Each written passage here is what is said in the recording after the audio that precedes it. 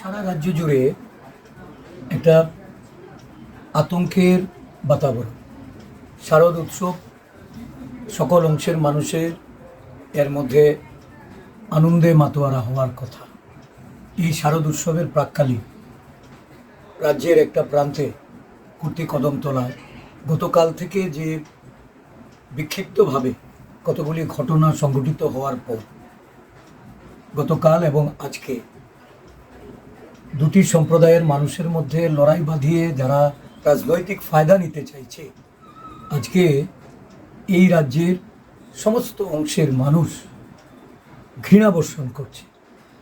আমরা বারংবার বলছি, আরক্ষা প্রশাসন থেকে শুরু করে রাজ্যের মুখ্যমন্ত্রী, দায়িত্বপ্রাপ্ত সমস্ত আধিকারিকদের এই রাজ্যে একটা ষড়যন্ত্র চলছে। উস্কানি দিয়ে জাতি উপজাতি, কখনো বিভিন্ন ধর্মীয় সংখ্যালঘু থেকে শুরু করে বিভিন্ন জনজাতি গোষ্ঠীর মানুষের মধ্যে তার লড়াই বাঁধিয়ে রাজনৈতিক মুনাফা লুটার চেষ্টা করছে। আরক্ষা প্রশাসন দায়িত্ব পালনের ক্ষেত্রে চরম ব্যর্থতার পরিচয় দিয়েছে। মুখ্যমন্ত্রী কোনোভাবেই একজন স্বরাষ্ট্র মন্ত্রকের দায়িত্ব নিয়ে উনি দায় এড়াতে পারেন না। আমরা মনে করি যে এই পরিকল্পিত ষড়যন্ত্রের বিরুদ্ধে শুধু বিরোধী দল বা কোনো রাজনৈতিক কর্মীরাই নয়, সর্বস্তরের মানুষকে প্রতিবাদে এগিয়ে আসা। এই ধরনের ঘৃণ ষড়যন্ত্র যা ত্রিপুরার রাজনৈতিক, সাংস্কৃতিক এবং ধর্মীয় যে বিভিন্ন ভাবাবেগ, এটার ঐতিহ্যকে যারা নষ্ট করার জন্য লিপ্ত হয়েছে, তাদের বিরুদ্ধে রুখে দাঁড়াতে এই কদমতলাতে আজকে পুলিশের গুলিতে মৃত্যুবরণ করেছে। হতাহত হয়েছে, দোকান বাড়ি লুটতরাজ করেছে, বিভিন্নভাবে ক্ষতিগ্রস্ত হচ্ছে এবং উভয় সম্প্রদায়ের মানুষের মধ্যে সেখানে একটা আতঙ্ক এমন পর্যায়ে এসে পৌঁছেছে। আমরা গতকাল রাত থেকে বিভিন্নভাবে টেলিফোনের মাধ্যমে বিভিন্ন যোগাযোগে আমরা যে ঘটনাগুলির উল্লেখ হয়েছে বা জানতে পেরেছি, এটা সত্যিই ভয়াবহ। পুলিশের ব্যর্থতা এটা নজিরবিহীন। আমি অবিলম্বে আরক্ষা প্রশাসনের দায়িত্বপ্রাপ্ত যারা আছেন তাদের কাছে আমি অনুরোধ রাখছি যে এই ঘটনা অবিলম্বে এটা বন্ধ হোক। আমাদের ধর্মনগরের নেতৃবৃন্দরা যোগাযোগ করেছেন, তারা ইতিমধ্যে সেখানকার যে জেলা পুলিশ সুপার, ওনার সঙ্গে কথা বলেছেন, ওনার অফিস অভিমুখে যাচ্ছেন।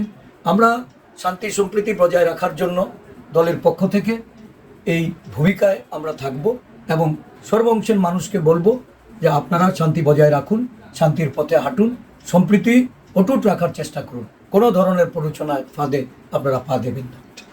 এ তো দীর্ঘদিনের ষড়যন্ত্র চলছে রাজ্যে। শাসক গোষ্ঠী দ্বারা কোথাও হিন্দু মুসলমান, কোথাও পাহাড়ি বাঙালি, এরা তো এটাই চাইছে।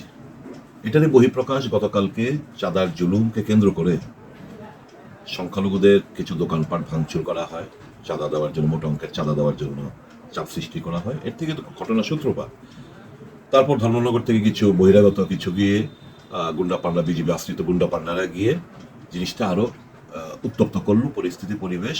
এরপর থেকে তো একটা মানে রক্তক্ষয়ী সংঘর্ষ আমরা দেখলাম, যেখানে পুলিশের গুলিতে মারা যায়। এখন তো লাশ দিতে অস্বীকার করছে। পুলিশ বলছে আমরা লাশ কোথায় আছে, আমরা তো লাশ নেইনি, এরকম শুনতে পাচ্ছি। আজকে দিনের বেলা, মানে দ্বিতীয় দিন, পুলিশের সামনে দোকানপাট তালা ভেঙে দোকানপাট লুট করে নিচ্ছে। তো এতে তো পরিষ্কার একটা জিনিস, এবং বিভিন্ন সামাজিক মাধ্যমে মন্ত্রী থেকে শুরু করে বিজেপির কার্যকর্তাদের যা পোস্ট আমরা আমাদের চোখে এসে পৌঁছেছে, এরা তো চাইছে রাজ্যের মধ্যে একটা দাঙ্গা বাঁধুক।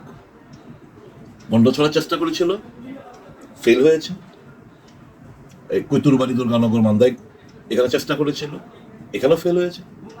এখন আরো ব্যাপক মাত্রায় আপনার কদমতলাতে আমার বিশ্বাস শুভবুদ্ধি সম্পন্ন মানুষ ওখানেও ফেল করবে, তাদের ষড়যন্ত্রকে রুখে দাঁড়াবে শান্তি পরায়ণ মানুষ।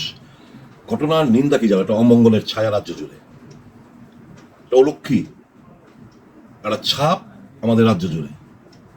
তো এর থেকে বেরিয়ে আসতে গেলে শুভবুদ্ধি সম্পন্ন মানুষ সবাইকে একজোটে রাস্তায় নামতে হবে, তার প্রতিবাদ জানাতে হবে।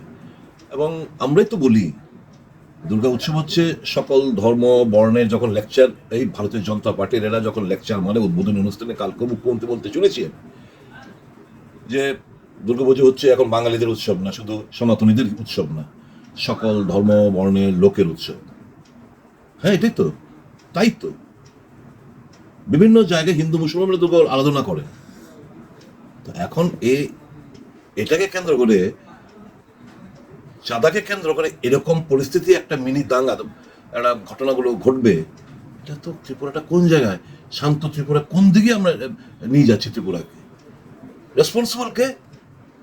এরা হিন্দুর নামে, সনাতনীদের নামে মানুষকে ডিভাইসিভ পলিটিক্স করতে তারা অভ্যস্ত, এটাই করে বেড়াচ্ছেন এরা। কিন্তু শুভবুদ্ধি সম্পন্ন আমার দৃঢ় বিশ্বাস, আমি একজন হিন্দু, আমি আমাকে গর্ববোধ করি হিন্দু নিয়ে, মায়ের আরাধনা করি, কিন্তু তাই বলে আমি মুসলমান, খ্রিস্টান, বুদ্ধিস্টদের ঘৃণা করব? হিন্দু ধর্ম এটা কোনো দিন শেখায়নি। বাইবেল, গীতা, কোরআনে শেষ কথা হচ্ছে মানবতা।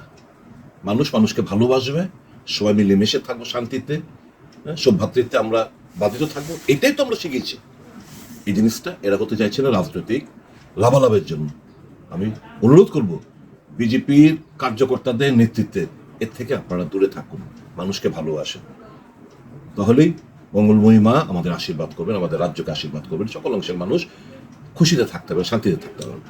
স্যার আরেকটা বিষয় যে আসলে দেখুন, পুলিশ তো প্রথম থেকে নতজানু, পুলিশকে স্বাধীনভাবে কাজ করতে দেয় না। পুলিশভাবে কিছু করতে গেলে আমরা না তাদের রোশনলে পড়ে যায়। আমি পুলিশকেও দোষ দেব না, পুলিশকে যারা পরিচালনা করে তাদেরই তো দোষ। পুলিশের হাত পা বেঁধে তারপর বলছে তুমি কি শান্তি শৃঙ্খলা বজায় রাখো। পুলিশের সামনে হয়েছে কালকে দিনের বেলা থেকে শুরু, তৎক্ষণাৎ যদি পুলিশ বন্দোবস্ত নিত তাহলে কিন্তু এরকমটা হতো না। বহিরাগতরা গিয়ে এরকম ভাবে ঘটনাগুলো ঘটালো এবং পরিস্থিতি নিয়ন্ত্রণের বাইরে, থমথম সারা। এখন এই যে দিনের বেলা পুলিশের সামনে, আজকে এই তো এখন কথা বাজে 12টা, ধরুন 12:30 বাজে, এই 10টা থেকে 11টার মধ্যে ওখানে পুলিশের সামনে দোকানপাট লুট করে নিয়ে যাচ্ছে, একটা সম্প্রদায়ের দোকানপাট। তো এটা কি সিগনিফাই করে? মানুষ পুলিশের উপর ভরসা বিশ্বাসটা রাখবে কিভাবে? তো ব্যর্থতা কার? স্বরাষ্ট্রমন্ত্রী ব্যর্থতা কার? মুখ্যমন্ত্রী। তার দায়বদ্ধ, তার মানে এটার জন্য ওনাকে স্বীকার করতে হবে যে ইজ এ কমপ্লিট ফেলিয়ার।